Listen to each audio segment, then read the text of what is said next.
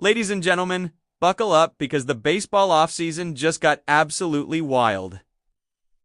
And the Toronto Blue Jays are sitting on what might be the smartest move nobody saw coming. While the entire baseball world was losing their minds over Cody Bellinger's massive payday with the Yankees. While fans were collectively mourning the losses of Kyle Tucker, Pete Alonso, and yes, even Bo Bichette. We'll get to his comments in a minute. And trust me, you're going to want to hear what he said. Ross Atkins and the Blue Jays front office have been quietly cooking up something that could be absolutely brilliant. Picture this, it's late January. The hot stove season is supposedly cooling down. Most of the big names are off the board. And fans across Toronto are wondering what's next for their beloved Blue Jays. The disappointment is real. Missing out on not one, not two, but three major targets would make any fan base nervous. But here's where things get interesting, folks. Because sometimes the best opportunities come disguised as consolation prizes, and right now, the St. Louis Cardinals are having a fire sale that the Blue Jays would be absolutely foolish to ignore. Enter Lars Nootbar. Now, I know what you're thinking. Lars who? If you're not immediately familiar with the name, you're not alone. But stick with me here because this could be the kind of under-the-radar move that separates championship-caliber front offices from the pretenders. This is the kind of acquisition that 2 years from now has everyone saying, "Remember when the Blue Jays fleeced the Cardinals?" This is Moneyball in action, folks, and it's happening right under our noses. Let's set the stage properly because context matters in baseball, probably more than any other sport. The St. Louis Cardinals, one of baseball's most storied franchises, are in full teardown mode. We're talking about a team that just traded away Nolan Arenado, one of the best third basemen of this generation. They've shipped out Sonny Gray, a legitimately elite starting pitcher. Team president Chaim Bloom has basically come out and said there's a lot more that could happen, which in baseball executive speak means everything's for sale. Make us an offer. This is a franchise that's looked at their competitive window, realized it's firmly closed, and decided to hit the reset button harder than a frustrated gamer, rage quitting a difficult level. And when teams go into full rebuild mode like this, that's when smart general managers start circling like sharks. That's when the bargains emerge. That's when you can acquire talent at a fraction of what it would normally cost, because the selling team isn't trying to maximize value. They're trying to accumulate assets and prospects for the future. The Cardinals don't need Major League-ready talent right now. They need lottery tickets. They need prospects who might develop into stars in 3 or 4 years. And that's exactly the kind of situation where Ross Atkins has historically thrived. So who exactly is Lars Nootbar? Let's dive deep into this because the surface-level stats don't tell the whole story. And that's precisely why this could be such a brilliant acquisition. Nootbar is a 28-year-old left-handed outfielder who, on paper, just had the worst season of his career. A 686 OPS? That's not exactly lighting the world on fire. That's not the kind of number that gets fans excited or creates bidding wars. But here's where we need to put on our analytical thinking caps and look beyond the obvious. First, let's talk about the peripherals. Because in modern baseball, peripherals tell you where a player's true talent level actually is, as opposed to what their results happen to be in a given year. Nootbar absolutely crushes the baseball. We're talking 87th percentile in hard hit percentage. That means when he makes contact, he's hitting the ball harder than 87% of all major league hitters. That's elite level contact quality. You cannot teach that. Either you have the bat speed and the strength to drive the baseball, or you don't. Nootbar absolutely does. Second, the man walks like a lot. We're talking about a hitter with genuinely elite plate discipline. Someone who understands the strike zone, who doesn't chase pitches out of the zone, who makes pitchers work and earns his way on base even when he's not hitting for average. In an era where strikeouts are at an all-time high and free swingers are everywhere, a hitter who consistently draws walks is worth his weight in gold. High walk rates are one of the most stable, predictable statistics in baseball. If a guy walks a lot one year, he's almost certainly going to walk a lot the next year. It's a skill that doesn't fluctuate wildly based on luck or small sample sizes. Third, and this is crucial, he has team control beyond 2020. In today's baseball economy, where star players are signing contracts worth $400, even $700 million, controllable talent is perhaps the most valuable commodity in the sport. Getting a player who you control for multiple years at a reasonable price is the holy grail of roster construction. It allows you to plan, to build around a core, to not have to constantly scramble in free agency over paying for declining veterans. Now, let's address the elephant in the room. Yes, Nootbar had a down year in 2024. Yes, his overall numbers were disappointing, especially compared to what he'd shown previously. But when we start digging into the splits, things get really interesting. Against right-handed pitching, which represents the majority of the matchups he'll face, Nootbar posted a 734 OPS. That's respectable.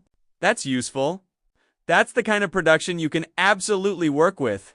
Yes, he struggled against lefties, putting up an OPS in the low 500s. But here's the thing, you don't have to play him against lefties. That's what platooning is for. That's what depth is for. The Blue Jays already have right-handed bats on the roster. They have flexibility. What they need is left-handed pop, someone who can mash right-handed pitching, and Nootbar fits that profile perfectly. You deploy him strategically, you leverage his strengths, and you minimize his weaknesses. This isn't rocket science, folks. This is just smart roster management. But here's where it gets really exciting. And this is where Blue Jays fans should be getting genuinely hyped.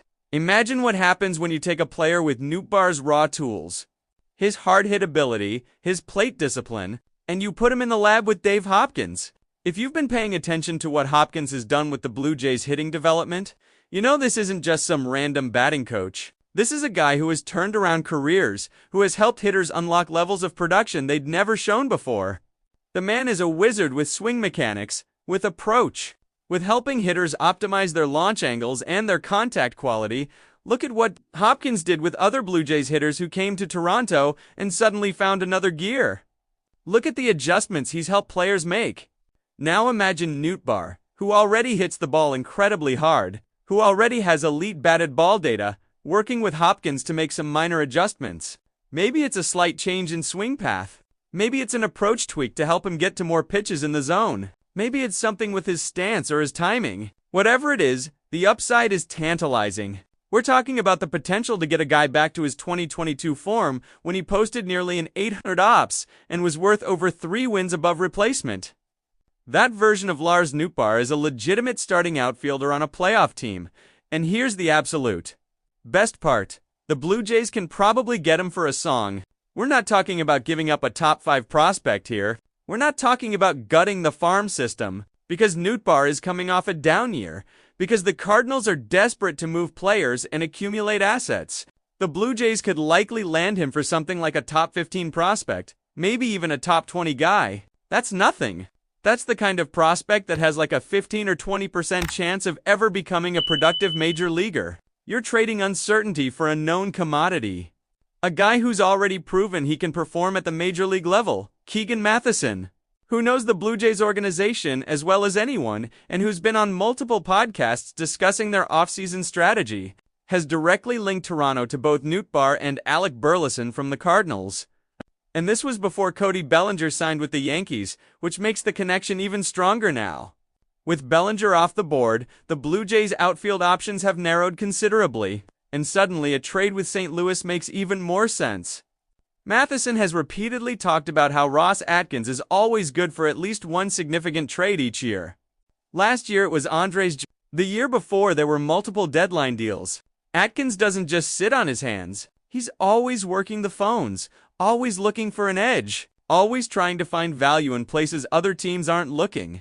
Multiple Blue Jays writers and insiders have now connected Toronto to not just Nootbar, but also Brendan Donovan and Alec Burleson. That's 3 separate Cardinals players who make sense for the Blue Jays.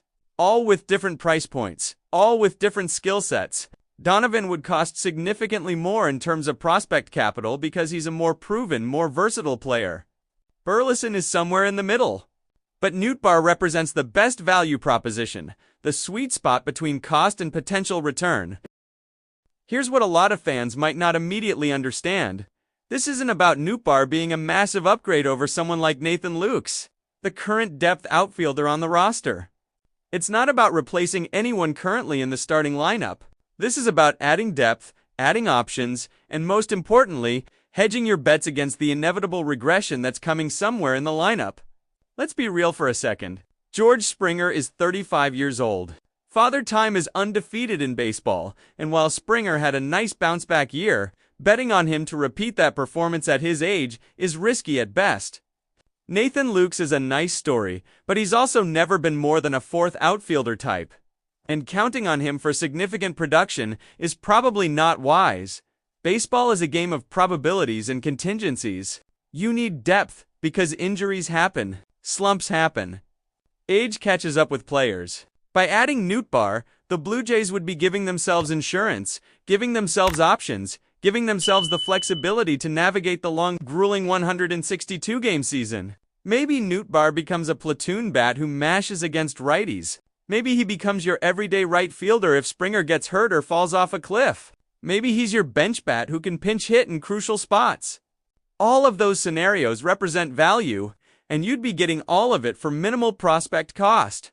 Let's also talk about the arm strength, because this matters more than casual fans might realize. Nootbar has a genuinely plus arm in the outfield. He can play all three outfield positions competently, which gives manager John Schneider incredible flexibility with his defensive alignments. Need to shade your outfield defense a certain way based on batted ball data? Nootbar can handle it. Need to move guys around to give someone a half day off while keeping their bat in the lineup? Nootbar provides that option. In today's game, where defensive shifts and positioning are so important, having versatile defenders who can play multiple spots is invaluable. Now, I promised we'd talk about the Cody Bellinger situation, and we absolutely need to because it provides crucial context for why the Nootbar trade makes so much sense right now. Bellinger just signed with the Yankees for an absolutely massive contract. It's $162 million over 5 years with multiple opt-outs built in. That's life-changing money. And good for Bellinger for getting paid. But let's be honest about what happened here. Scott Boras, Bellinger's agent, absolutely worked the Yankees over. Reports suggest that New York increased their offer 3 or 4 times, essentially bidding against themselves because there wasn't another serious suitor driving up the price. The Blue Jays were supposedly interested, but it seems pretty clear now that they were either being used as leverage, or they never seriously considered matching what the Yankees were willing to pay. And you know what? That's probably the right decision. Bellinger is a good player, don't get me wrong, but he's also injury-prone. He's inconsistent. And at that price point with those opt-outs, it's a risky investment. If the Blue Jays had gotten into a bidding war and won, they'd probably be on the hook for way more than Bellinger is actually worth. Instead, they stayed disciplined. They didn't panic. And now they can pivot to a much more cost-effective solution like Nootbar. This is what smart front offices do. They don't get emotionally attached to names. They don't overpay just to make a splash. They find value in unexpected places. Speaking of unexpected places, let's talk about what else happened recently that actually benefits the Blue Jays, even though it doesn't directly involve them. The New York Mets just acquired all-star right-hander Freddie Peralta from the Milwaukee Brewers for 2 top 100 prospects. Now, you might be wondering why a Mets-Brewers trade matters to Toronto. Here's why. The Yankees were heavily involved in those Freddie Peralta trade discussions. The Yankees really wanted him. And now, he's not going to the Yankees. He's not pitching in the American League East. He's going to the National League where the Blue Jays will only have to face him in the World Series. And let's be honest, that's a good problem to have if it happens. The AL East is an absolute gauntlet. It's arguably the toughest division in baseball top to bottom. The Red Sox just added Garrett Crochet and won the division last year. The Yankees are reloading. The Rays are always competitive despite their budget constraints. The Orioles are young and talented. Every single player who doesn't end up in the AL East is a win for the Blue Jays, even if it doesn't directly improve their roster. It's one fewer elite arm they have to face 17 or 18 times a season. That matters. That affects win probability, playoff odds, everything. The Bo Bichette situation also deserves our attention because it's been absolutely fascinating to watch unfold, and it tells us something important about the modern baseball business. For those who might have missed it, Bichette was one of the Blue Jays' top targets this offseason. They courted him, they made him offers, and ultimately he chose to sign with the New York Mets for a massive $42 million deal. Fine, that happens in free agency. Players go where the money is, and nobody can blame them for that. But then, Bichette gave some interviews that raised more than a few eyebrows around baseball. He spoke with reporters and basically said, and this is a direct quote, "My first priority is winning. And obviously this organization is doing everything it can to do that." Referring to the Mets, he went on about how important winning was to him, how that was the driving factor in his decision. And fans across baseball, not just Blue Jays fans, immediately called nonsense on that. You just left the team that nearly won the World Series to go to the Mets, who finished under 500, and you're saying it's about winning? Come on, man. Just be honest. You took the money, which is totally fine and understandable, but don't insult everyone's intelligence by pretending it was about anything else.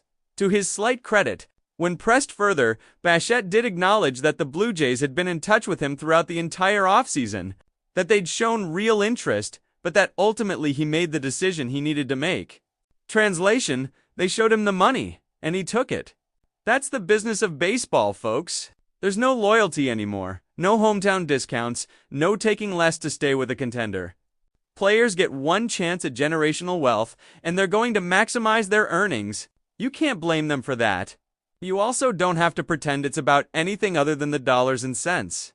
The good news for Blue Jays fans is that missing out on Bichette, while disappointing in the moment, might actually force Ross Atkins to get creative, to think outside the box, to find value in places like the Cardinals' fire sale. Sometimes losing out on your plan A leads you to a plan B that ends up being better anyway. Baseball history is full of examples where teams missed on a big free agent and then made a trade, or a different signing that worked out even better. Maybe Nootbar becomes that guy for Toronto. Let's zoom out for a second and think about the bigger picture of what the Blue Jays are trying to accomplish here. They have a core of elite talent with Vladimir Guerrero Jr. and Bo Bichette, though both are entering contract years and the future beyond this season is uncertain. They have a strong starting rotation when healthy. They have pieces in place to compete right now, this season, for a playoff spot and potentially more. But they also have some holes, some question marks, some areas where they need to add depth and talent. Without breaking the bank or mortgaging the entire future, the outfield is exactly that kind of area. They have George Springer, who's aging but still productive. They have Dalton Varsho, who provides excellent defense but hasn't quite figured out the bat yet. They have Kevin Kiermaier's replacement and various other pieces. There's not a lot of depth, not a lot of proven production beyond the top guys. Adding Nootbar gives them a legitimate major league hitter with upside, with team control, with versatility, all at a bargain price.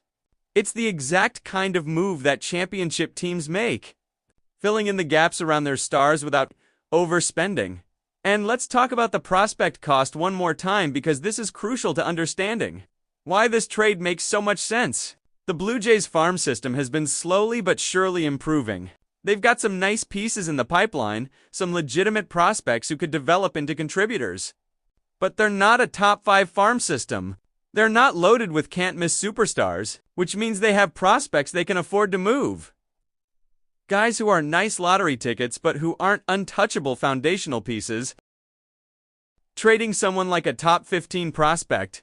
Maybe someone in the RJ Shrek range, a guy with upside but also significant question marks. For a proven major league commodity like Nootbar is exactly the kind of trade where you're converting uncertainty into certainty. What's the probability that your 15th best prospect becomes a productive major leaguer? Maybe 20%. 30% if you're optimistic? And what's the probability that Lars Nootbar, who's already done it at the major league level, can be a useful contributor? Way, way higher. It's basic risk management, basic probability. And it's what separates smart organizations from mediocre ones. Brendan Donovan is also an intriguing option from the Cardinals, and multiple reports have linked him to Toronto as well. Donovan would cost significantly more, probably a top 5 or top 10 prospect, maybe even multiple pieces. He's more proven, more versatile. He can play basically every position on the field, and he's coming off better overall numbers than Nootbar. If the Blue Jays want to go Elin, if they want to make a bigger splash with their prospect capital, Donovan is the guy. But that's also a riskier proposition, giving up more for what might only be a marginally better player. This is where Ross Atkins and his front office team earn their money. They have to evaluate these different options, compare the costs and benefits, and decide which path makes the most sense given their current competitive window, their prospect depth, and their financial flexibility. There's no obviously right answer, which is what makes this so interesting to watch unfold. Alec Burleson represents the middle ground between Nootbar and Donovan. He's got some power, some hit tool, and he's a bit younger. He'd cost more than Nootbar but less than Donovan. All three make sense for Toronto in different ways. And the fact that multiple insiders are linking all three suggests that the Blue Jays and Cardinals have at least had preliminary conversations about a deal. The timing is perfect for both sides. The Cardinals are selling. They want to get younger. They want to accumulate lottery tickets for their rebuild. The Blue Jays are trying to win now. They have a competitive core. And they need to add complementary pieces without gutting the future. It's the classic trade deadline dynamic, except it's happening in January. Both teams have strong incentives to make something happen, which usually means something will happen. What would a Nootbar trade actually look like? Let's spitball here. Toronto sends someone like their 15th or 20th ranked prospect, maybe a lightly regarded young pitcher or a toolsy but raw position player, to St. Louis. In return, they get Nootbar, who still has multiple years of team control. Maybe they also get a player to be named later or some international bonus pool money thrown in. It's not a blockbuster. It's not going to dominate headlines, but it's the kind of smart, value-oriented move that wins championships. The Blue Jays have historically been pretty good at these types of deals. The Andrés Giménez trade last year was exactly this kind of acquisition, taking advantage of another team's situation to land a controllable, talented player at a discount. Giménez had some question marks about his bat, but he was an elite defender with upside, and the Blue Jays were able to get him without giving up their very best prospects. That's the template here with NOOT. Bar. One thing that's been consistent throughout Ross Atkins' tenure as general manager is his willingness to make trades. He doesn't just sit around waiting for free agency. He works the trade market aggressively, constantly looking for inefficiencies and opportunities. Whether it was the deals at the deadline for players like Jimmy Garcia, or the surprising moves for guys you wouldn't expect, Atkins is always active. That should give Blue Jays fans confidence that something is going to happen here. That the front office isn't just going to accept the current roster as is and hope for the best. The question is, what's the best move? Is it Nootbar? Is it Donovan? Is it Burleson? Is it someone else entirely that we haven't even considered yet? That's what makes the offseason so compelling. We're all trying to read the tea leaves, connect the dots, figure out what's coming next. And based on everything we're hearing, everything we're seeing, a Cardinals-Blue Jays trade feels inevitable at this point. It's just a matter of which player and which prospects. Let's also acknowledge that adding Nootbar wouldn't preclude the Blue Jays from making other moves. If they can land him for a mid-tier prospect, they'd still have plenty of ammunition to make another deal if the right opportunity presents itself. Maybe a starting pitcher becomes available. Maybe a bullpen arm they covet hits the market. Having flexibility is crucial, and by not overspending on Bellinger or other big-name free agents, the Blue Jays have maintained that flexibility. The modern baseball offseason is all about patience and opportunism. You can't just force moves to happen. You have to wait for the market to develop, for dominoes to fall. Prepare for situations like the Cardinals' teardown to create opportunities. The Blue Jays have done exactly that. They've stayed patient, they haven't panicked, and now they're in position to capitalize on another team's rebuild. That's exactly how you should run a front office. There's also something to be said for getting guys into your organization and seeing what your development staff can do with them. Dave Hopkins and the Blue Jays hitting infrastructure have earned the benefit of the doubt at this point. They've shown they can help hitters unlock better versions of themselves. So when you're evaluating someone like Nootbar, you can't just look at his raw stats from last year. You have to consider what he might become with better coaching, better development, better support systems around him. That upside is real, and it's part of why this trade makes so much sense. The Blue Jays are also in an interesting competitive window, where they need to win now but also can't completely ignore the future. Guerrero and Bichette are both entering contract years. If the Blue Jays don't extend one or both of them, this might be the last year of this core being together. That creates urgency to maximize this season, to go for it, to take some calculated risks. But it also means you can't mortgage every single future asset because you might be rebuilding yourself in 18 months. It's a delicate balance, and moves like acquiring Nootbar allow you to thread that needle. Improving for now without destroying the future. We haven't even talked about the clubhouse aspect yet, which matters more than people realize. Adding new players isn't just about their on-field production, it's about chemistry, about fit, about whether they'll mesh with your existing core. Nootbar, by all accounts, is a great teammate, a high-energy guy, someone who plays the game the right way. Those intangibles matter, especially on a team that has aspirations of making a deep playoff run. You want guys who are going to contribute positively to the culture, not detract from it. So where does this all leave us? The Blue Jays are clearly exploring the trade market aggressively.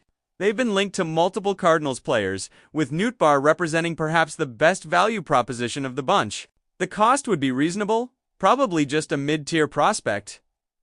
The potential return is a left-handed bat with power potential, elite hard contact ability, plus defense, and team control beyond this season. It checks every single box for what Toronto needs right now. Will it happen? Nobody knows for sure except the people making the decisions. But all the smoke, all the reports, all the connections being drawn by credible insiders suggest that something is brewing. The Cardinals want to move players.